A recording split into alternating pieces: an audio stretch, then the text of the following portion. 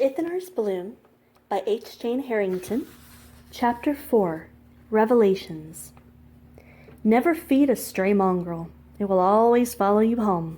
Master Kezias. Has Mother not arrived yet? Vaughn managed, fighting down the bile that tinged his throat. Afraid not, lad.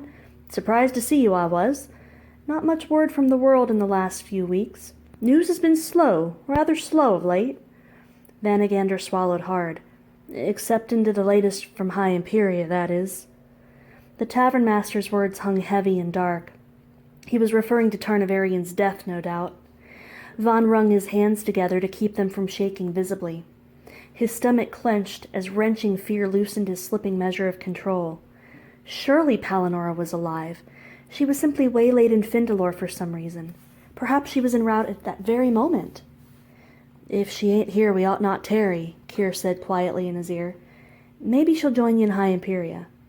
Vaughn shook his head. No, I will wait. I know she will come for me. Vanagander scratched his beard again. What happened that brung you to my door? Keeping the explanation vague and succinct, Vaughn explained that he'd been pursued by assassins after they had destroyed his home. He told how he was separated from his mother, and of Kier's assistance in the woods. When Vaughn had finished his story, Vanagander said, Let me put out feelers, my boy. I have good ears. If something's happened to your mother, we'll soon know it. Vaughn nodded, awash in a daze. Thank you, kind sir. In the meantime, rest your weary bones. Stay the night, and I'll bring whatever news I can rally. I'll see to your horse as well, young master. Genevieve will be down shortly with some victuals for yous both. Vanagander clunked up the stairs, leaving Vaughn and Kier alone in the solitude of the chilled cellar. The chamber reminded Vaughn of a tomb, its stone walls cold and stark and dead. Kier threw her saddlebags in the corner near a cot and plopped herself upon the mattress. Kicking her still-booted feet up, she leaned back and tilted her worn hat over her eyes to block out the lamplight. Vaughn stood motionless, his mind drifting. Bed's huggier than the forest floor. You should get some sleep, Stick, Kier said. Her voice startled Vaughn out of the daze. He nodded absently and sank to the cot, staring at the foreign boots on his feet. Kier lifted the brim of her hat with one finger and regarded him. Never been without her before, eh? Vaughn shook his head wordlessly. Well, I'm sure she'll turn up. Women are surprisingly resilient creatures, you know. Vaughn raised his head and looked at Kier. He supposed she was trying to console him, in her own unpolished way. He nodded once more and leaned back on his pillow. The fatigue, pressing down in his mind like a weighted blanket, claimed him, and he was asleep in half a heartbeat. True to his word, Vanagander appeared later that evening with Genevieve in tow. She, a red-headed girl with a gentle smile, collected 2 empty bowls that were licked clean of their contents. She left another bottle of wine with 2 fresh goblets. Kier watched her disappear up the stairs, then turned attention to Vanagander as he delivered his findings. I'm sorry to tell you this, Master Vanus, but Lady Aurelius doesn't seem to be coming here. The roads are quiet, save the occasional messenger or merchant wagon, and there's been no sighting. That means nothing, Vaughn protested. Perhaps they come by forest trail to avoid attracting attention. I'm afraid there's more. Now, it's just a stray report, nothing definite, but there's a shady rumor afloat that a blonde-haired woman of breeding was apprehended yesterday by shadow mages and whisked away by air skiff in a northerly direction. There weren't much more to the rumor, but if it's true, it maybe explains why she never showed up here. Vanagander patted Vaughn's shoulder. I do hope you find her, lad. She's a fine woman, your mother. Hate to see anything bad happen to good folk like her. Vaughn, his eyes still bloodshot from sleep interrupted, took in a deep breath. Thank you for your assistance. Your hospitality has been most gracious. We will take our leave now. Vanagander laughed heartily. I know you'll be anxious to be on your way, but you look as though you just climbed the peak of Mount Myazel. Rest up, lad, rest up. 'Tis growing dark anyway. Take your leave on the morrow, when you're refreshed and reborn. I'll see that my Genevieve fixes a hearty meal fit for a traveller. Can't have you leaving the likes of my tavern on an empty stomach, now can I? Vaughn bowed his head. I have no means of repaying this debt. No need, lad, no need. When some day you yearn for wine of the sweetest grape, think of old Vanagander and his tavern. Fond thoughts such as that be repayment enough for me. He bid Kier and Vaughn a good night, then made his way up the stairs, leaving them alone once more. When Vanagander was gone, Vaughn turned to Kier. His anguished expression was exchanged with a brow-knit determination. "Then we go north," he said with firm resolve. "Look, Stick, I'm all for righting the wrongs of the world, but she ain't my mother. I'm going to High Imperia. You want to go hunting a cold trail, sniffing a shadow on the wind, that's fine by me, but—" "That is what I intend," Vaughn interrupted boldly. "As planned, I will go north, to High Imperia. The High Priest Galvatine will know something of her capture, I am certain. He's the greatest of the prophets. In the Empyrean Citadel I will find my answers. There I can enlist aid to help her rescue." "Sure. Hope you have good connections if you plan to bust into a place that heavily fortified," Kier scoffed. "Oh, I need not bust in. I will use the front door," Vaughn said confidently. Kier decided against arguing. If a course of action was in his head, who was she to fuss? After all, she would be long gone by the time he'd fashion opportunity to waltz right into the most holy, sacred, and protected temple shrine in the kingdom. "You'd have to be royalty to enter a place like that," Kier muttered under her breath. If Vaughn heard her, he said nothing. Kier laced her fingers behind her head and reclined on her pillow, staring at the ceiling. A hint of sympathy teased her gut, but she couldn't let it disrupt her calm.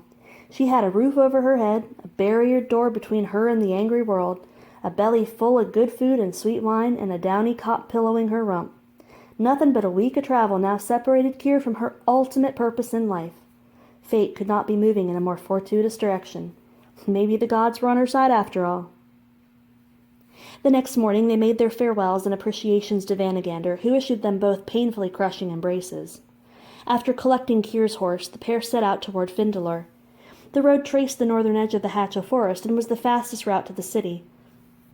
Kier noted that it was also the most exposed route, but Vaughn seemed determined to make haste, and she couldn't argue with that sentiment. They rode hard and steady for an hour before Kier dismounted and led the grey to a stream on the edge of the woods. Vaughn sat on a fallen log, staring at a lot of nothing. He'd been quiet as a shrine mouse all morning. Worried about his mama, no doubt, Kier reasoned. Silence was comfortable, so she plucked a twig from the ground and rolled it between her fingers. "Why do you call me Stick?" Vaughn asked finally. Kier held up the stick, placing it in her line of vision next to the image of Vaughn. "Dunno," she said, squinting in comparison. "Why not?" Vaughn was silent for another few minutes before he spoke again. "Have you ever been to Imperia?" he asked wistfully. Kier cast her gaze into the distance. "Yep, long time ago." "Is it as grand as they say?" "It is. Waterfalls and all," Kier replied. "And the waterfalls, they truly surround the entire island?" "All the way around." Kier still remembered standing on the deck of an air ferry, high above the Empyrean Sea, agape at the splendor of the huge island crowning the clouds. As the daughter of a duke, she'd made the trip to hobnob at Imperia many times, and yet the island always captivated her anew. Imperia was unlike any other landmass in Septaria, rising straight up like a mountain, almost half a league into the sky. Great waterfalls encompassed it from every angle, and the rocky walls of the island itself were invisible behind the roaring water that fell, billions of gallons a second, to the far sea below, under the cover of clouds and mist. No one was quite sure how the magic that powered the falls worked, but it was a sight to behold. The city itself lay inside the mountain island, the streets carved out of the cavernous rock many eons past. Inferno lamps lit the whole of the underground city, and wind-powered lifts allowed residents to descend or ascend to different levels. The residents of Imperia never saw sunlight, unless they left the island or were fortunate enough to be nobility. The topmost levels were reserved for the upper classes and were called High Imperia. High Imperia Castle was like a diamond finger of the heavens. From the deck of an air ferry, the sun's rays allowed the Lotus Palace's lumineer surface to glisten with a nacreous sheen, sparkling brilliantly beyond the courtyards, garths, fields, and fountains that graced the royal grounds. The island was truly a gift from the gods. "I wonder if they will inter Prince Tarnavarian in the King's Hall instead of the royal catacombs," Vaughn commented. Kier's head shot up, and her heart stuttered. "What did you say?" "Crown Prince Tarnavarian. I was just wondering if they will give him a king's honor, since he never actually ascended the throne." Kier's blade came to Vaughn's neck instantly, and he yelped, falling backward off the log. She snatched a fistful of hair and yanked, exposing his throat. "Tell me what you know and how you came about knowing it," she hissed. "What? I don't know anything. What are you talking about?" Vaughn cried frantically. You speak of Tarnavarian's death as though it's imminent. Tell me what you know, or I'll send you back into the Soul Collectors. Imminent? Vaughn asked, wild with fear. It's not. He is dead. The Crown Prince is dead. Dead? Tarnavarian was dead? Kier stared into Vaughn's blue eyes, seeing the terror and the truth. He told her no lie. She pushed his head away, then stumbled backwards. Her guts threatened to surrender the remnants of her breakfast, and she fought the undigested sausage and potatoes back to oblivion. Tell me, she toad-croaked. He was assassinated, Vaughn said, clutching his throat protectively. Murdered by his own guardian, they say. These 2 days past. Kier felt her knees buckling, as though all the life and soul was draining from her body. She fell to the soft forest floor, hands gripping moist wads of composting soil. No! She cried to the god in the dirt, as though her desperation could unsay the horrible utterances that had tainted Vaughn's lips. No! He can't be dead. He can't be.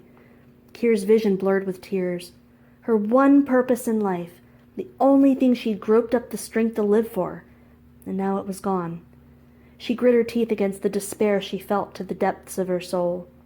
Fate was toying with her once again. Now there was nothing left, no reason to exist. Vaughn moved up cautiously behind Kier and placed a sympathetic hand on her shoulder. You said you had business in High Imperia with the Crown. You were going there for Tarnavarian, weren't you? He asked gently. Kier nodded, squeezing her eyes shut to dam the threatening tears. A few escaped anyway, and they plopped on her knuckles like sprinkling rain. He was my affianced, she managed. You were going into Imperia to marry him? Kier lifted her head and pierced Vaughn with bloodshot eyes.